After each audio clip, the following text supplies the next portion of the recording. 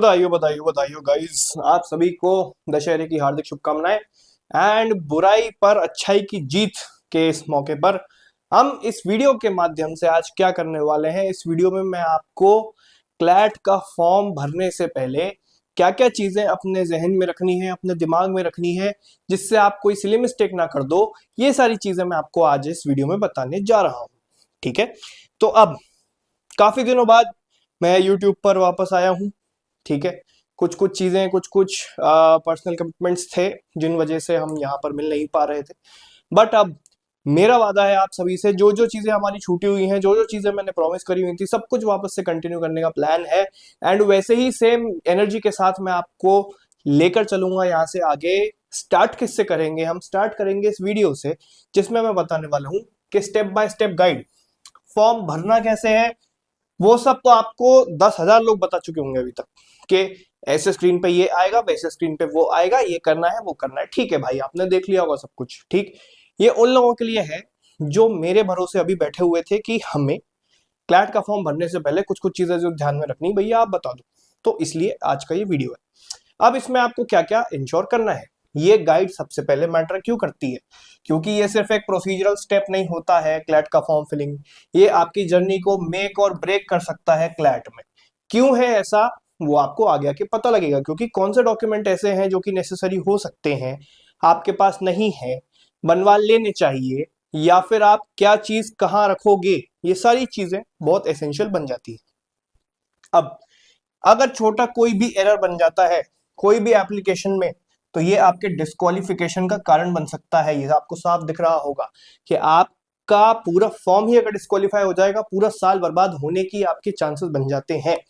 तो इसीलिए आप सबसे पहले क्या करेंगे, स्टेप वन में क्या है, फोटोग्राफ खिंचवाने के कोई स्टैंडर्ड्स होते हैं जब आप कोई फॉर्म को भर रहे होते हो। कुछ फोटोग्राफ एंड सिग्नेचर रिक्वायरमेंट्स देख लेते हैं। फ्रंट फेसिंग आप फोटो खिंचवाएंगे, लाइट प्लेन बैकग्राउंड के साथ, कोई शेडो नहीं होनी चाहिए, कोई ग्लेयर नहीं होना चाहिए आपके चश्मे में। चश्मा अगर पहने हुए हो तो उतार दो, ज्यादा बेटर है। उसके बाद ये फोटो रीसेंट होना चाहिए। अब रीसेंट का क्या मतलब होता है, या तो अभी तुरंत में जाके खिंचवा लो फोटो, कोई दिक्कत नहीं है, या तो आपकी पिछले 3 महीने में कोई अच्छी खिंची हुई ऐसी फोटो जो स्टैंडर्ड्स में लिखा है वैसी होनी चाहिए। ठीक, आप अपनी 10th क्लास की फोटो लगा दो उठा के 2 साल पहले वाली, वहां दाढ़ी नहीं थी अब दाढ़ी आ गई है, भैया पहचान में ही नहीं आ रहे हैं कौन है ये। ठीक है, तो ऐसी चीजें हमको अवॉइड करनी रहती हैं। साइज क्या है, पासपोर्ट साइज होता है। ठीक, पासपोर्ट साइज हमारा फोटो जनरली एक्सेप्ट किया जाता है। सिग्नेचर रिक्वायरमेंट की बात कर लेते हैं। ब्लैक और ब्लू इंक से ही ये सिग्नेचर होना चाहिए। टीचर बनने की जरूरत नहीं, प्रिंसिपल बनने की जरूरत नहीं है। नहीं, हम तो रेड कलर के पेन से साइन करते हैं तो ज्यादा अच्छा लगता है, हमें प्रोफेशनल फील आती है, ऐसा कुछ नहीं होता है। ठीक, प्लेन व्हाइट पेपर पे करना है। रूल्ड कॉपी अगर आपकी अभी तक स्कूल में चलती आ रही होगी, उस पर सिग्नेचर नहीं किए जाते हैं, प्लेन होना चाहिए वो। ठीक, पूरा सिग्नेचर होना चाहिए जो कि आप अपने ऑफिशियल डॉक्यूमेंट्स में भी यूज करते होगे या आगे करोगे। ठीक, ये होता है। उसके बाद फाइल स्पेसिफिकेशंस। क्लैट का फॉर्म जब भी आपसे कुछ मांगता है तो या तो वो जेपीईजी फॉर्मेट में मांगता है जो कि इमेज का फॉर्मेट होता है, या वो पीएनजी फॉर्मेट में मांगता है जो कि पीछे जनरली जो रिमूव्ड बैकग्राउंड वाली इमेजेस होती हैं उनके लिए यूज होता है। ठीक है, तो इमेज फॉर्मेट अगर फोटो और सिग्नेचर के मांगे जाएंगे, जो कि सबसे ही पहला वाला आपका पेज है, जब आपने फॉर्म खोला होगा उसमें आपको दिख गया होगा कि सबसे ही पहला वाला जो पेज है उसमें आपको सिग्नेचर और फोटो मांग रहा है, तो वो जेपीईजी और पीएनजी फॉर्मेट में मांगेगा। अब इसको अच्छे से स्कैन करो, डिटेल्स विजिबल होनी चाहिए। फाइल साइज इसका 20 से 50 के बीच, this is very very very important. क्योंकि क्या होता है, आप अपन सबको आदत है, हम नॉर्मल फोटो खींचते हैं, कुछ भी स्कैन करते हैं, हम एक एक दो दो 10-10 MB तक चले जाते हैं। लेकिन ये जो फॉर्म्स होते हैं ना, इनके पास क्योंकि इतने सारे रिस्पॉन्सेज आ रहे होते हैं, इनका सर्वर इतना लोड ले नहीं पाता है, इसलिए ये इन चीजों को कंप्रेस करवाते हैं। आप बहुत सारी वेबसाइट्स पे जा सकते हो ऑनलाइन, एक बस गूगल पे आपको टाइप करना है कंप्रेस फोटो ऑनलाइन। ठीक है, कंप्रेस पीडीएफ ऑनलाइन, तो बहुत सारी साइट्स पर आपको इतने इस ब्रैकेट में मिल जाएगा। ब्रैकेट याद रखना है कितना, 20 KB से 50 KB के बीच में, वहां पर पढ़ लेना, फॉर्म में नीचे ही लिखा होगा। ठीक है, कितने केबी का क्या है। ठीक, मोबाइल फोन के कैमरा से खींचे हुए फोटोज और सिग्नेचर अवॉइड करें। एक कैम स्कैनर नाम की ऐप आती है, एडोब स्कैनर नाम की ऐप आती है, उसको अच्छे से यूज करें आप सिग्नेचर के लिए।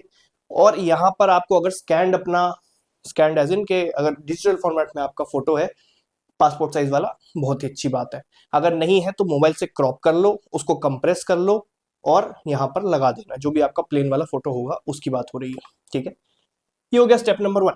स्टेप नंबर 2 की बात करते हैं, आपकी खुद की डिटेल्स और आपके मम्मी पापा की details. Your name must exactly match your class 10th और जो आपका 11th वाला है या 12th का सर्टिफिकेट आपके पास है तो उसको। वाई? क्योंकि अगर छोटा सा भी स्पेलिंग वेरिएशन होता है ये रिजेक्शन कर देता है एप्लीकेशन में। मैं आपको अपना एग्जांपल बताता हूँ।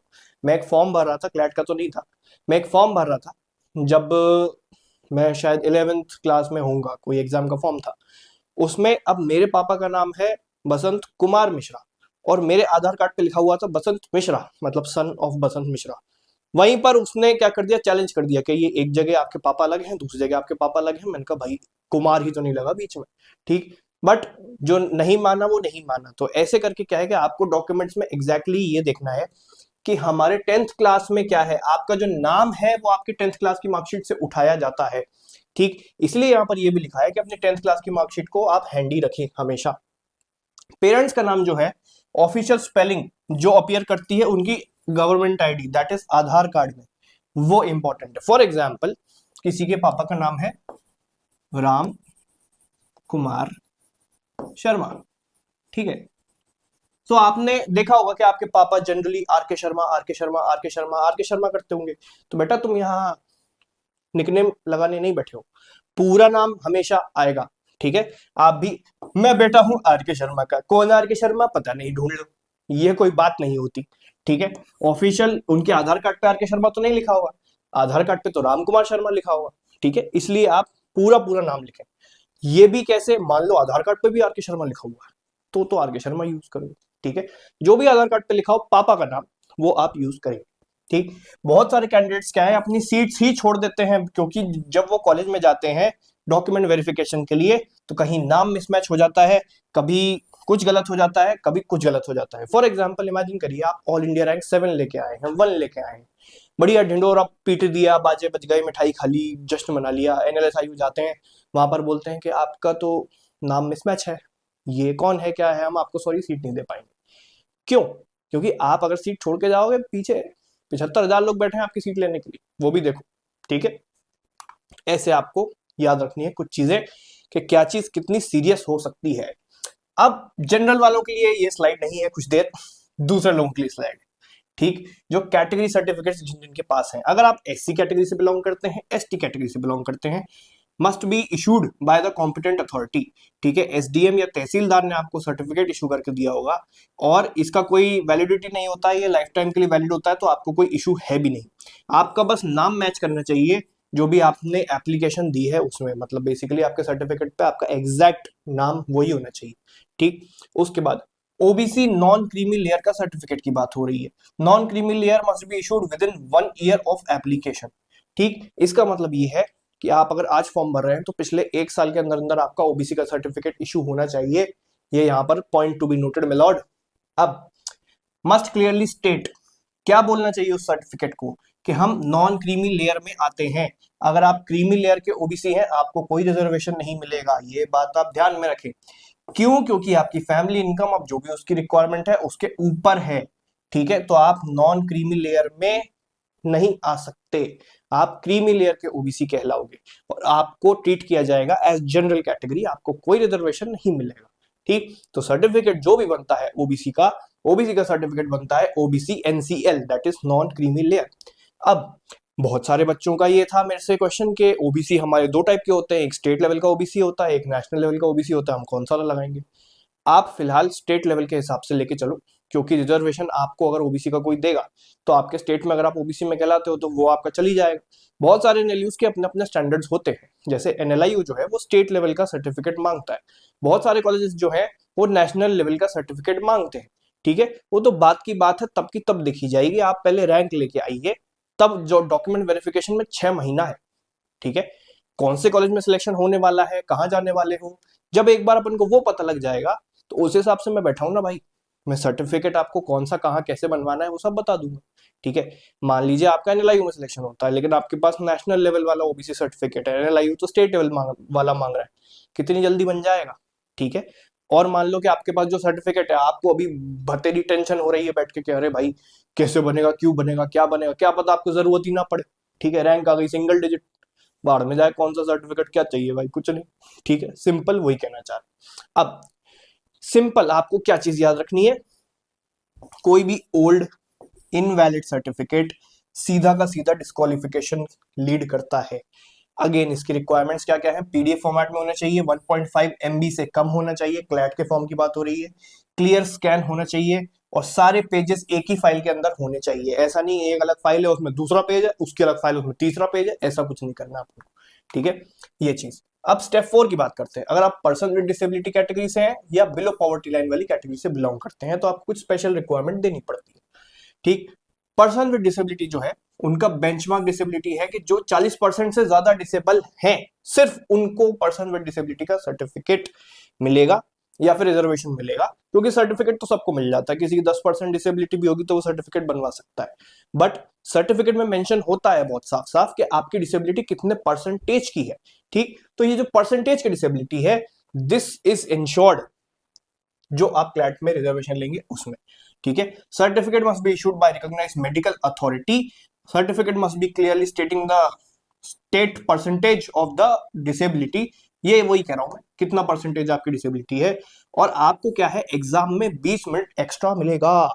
जो भी पर्सन विद डिसेबिलिटी वाला इंसान होता है उसका एग्जाम 2 घंटे का नहीं, उसका एग्जाम 2 घंटा 20 मिनट का होता है। ये फैक्ट अगर आपको नहीं पता हो तो खुश हो जाइए। ठीक, अब उसके बाद अगर आपकी ऐसा कुछ है कि आप पार्शियली ब्लाइंड हो, ठीक है, आपको बहुत कम दिखता है, बिल्कुल नेग्लिजिबल दिखता है, आपको स्क्राइब भी मिलेगा। स्क्राइब का मतलब क्या है, जो इंसान आपकी एग्जाम में वो सब कुछ भरने में मदद करेगा, जो आपका पूरा OMR रहता है। ठीक है, वो आपको अपना स्क्राइब रिक्वायरमेंट अगर कुछ है तो आपको 30 डेज बिफोर द एग्जाम आपको बताना पड़ता है, वो सब फॉर्म में आपको दिख जाएगा साफ साफ। अब अगर आप बिलो पॉवर्टी लाइन में आते हैं तो आपको एक BPL कार्ड बना होगा, आपको एक BPL सर्टिफिकेट उठा के यहाँ पर अपलोड करना होगा। ठीक है, अभी तो फिलहाल टिक करना है, अपलोड करने की कोई रिक्वायरमेंट नहीं है, लेकिन बाद में आएगी तो पूछेंगे वो लोग। Self declaration is not accepted, कि भैया मैं तो बहुत ज्यादा गरीब हूं, मैं तो बिलो पॉवर्टी लाइन आता हूं, मैंने बता दिया आपको। ठीक है, ये कोई नहीं होता।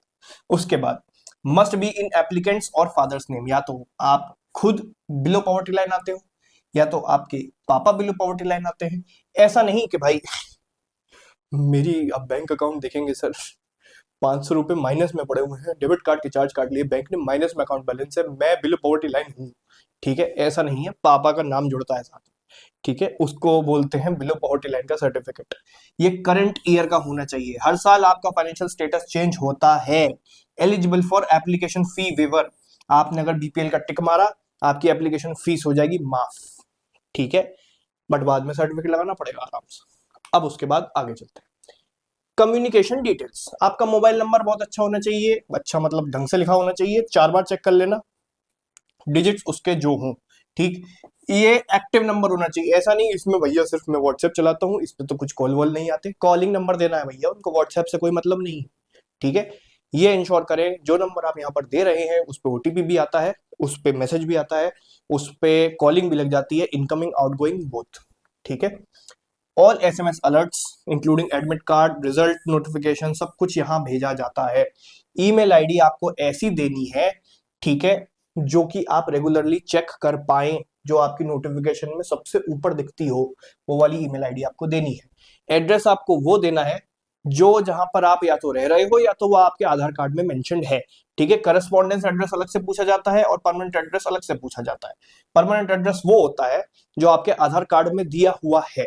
ठीक है, करस्पॉन्डेंस एड्रेस वो होता है, मान लो आपके आधार कार्ड में बिहार का कोई एड्रेस लिखा है जो आपका घर है और मतलब प्रॉपर्टी है आपकी, और आप अभी रह रहे हो मान लो गुजरात में, उसको करस्पॉन्डेंस बोला जाता है कि अभी कहाँ हो आप, वो एड्रेस भी आपको देना पड़ेगा यहाँ पर।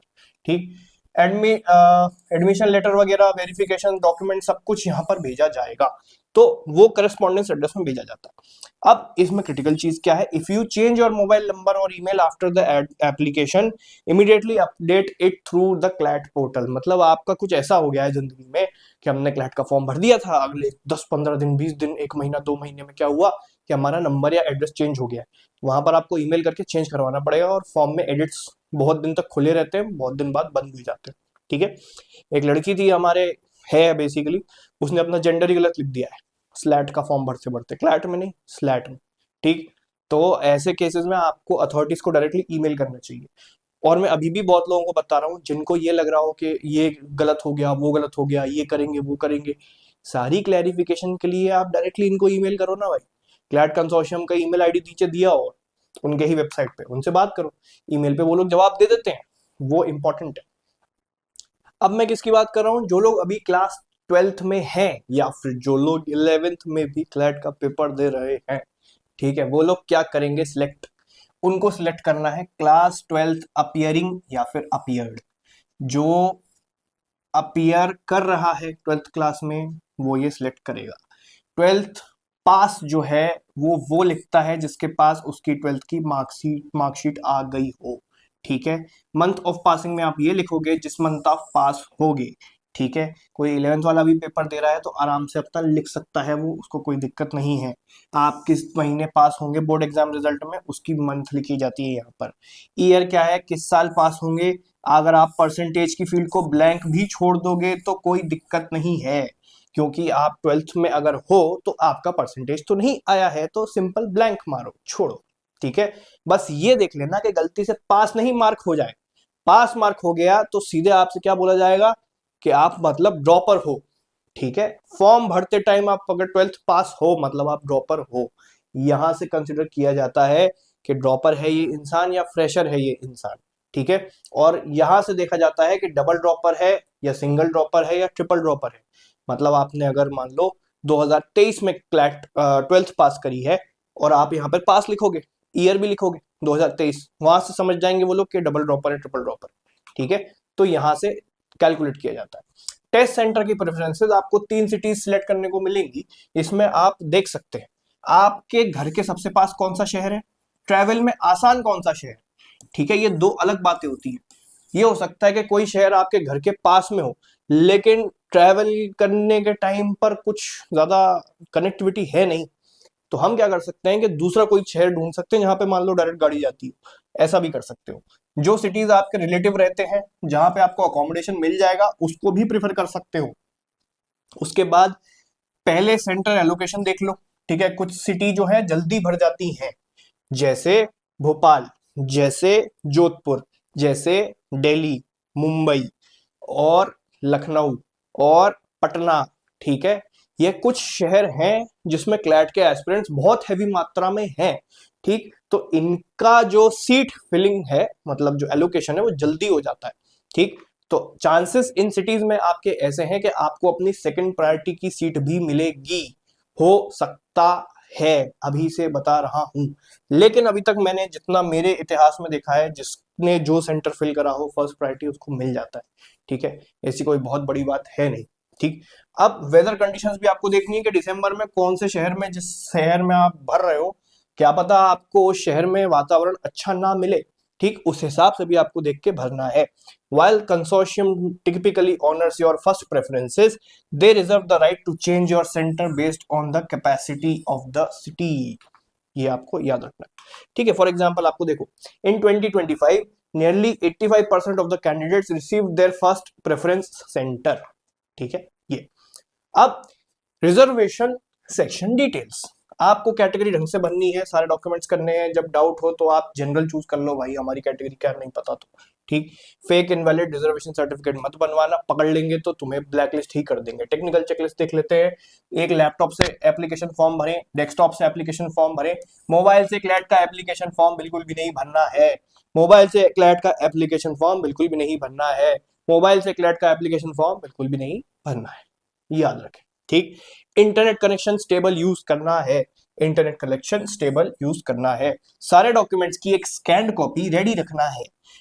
उसके बाद क्रेडिट कार्ड या डेबिट कार्ड अपने पास रखना है, यूपीआई अपने पास रखना है, कैश नहीं लेते हैं कंसोर्शियम वाले, ठीक। स्क्रीनशॉट हर चीज का आप ले लें, पेमेंट कंफर्मेशन का स्क्रीनशॉट ले लो।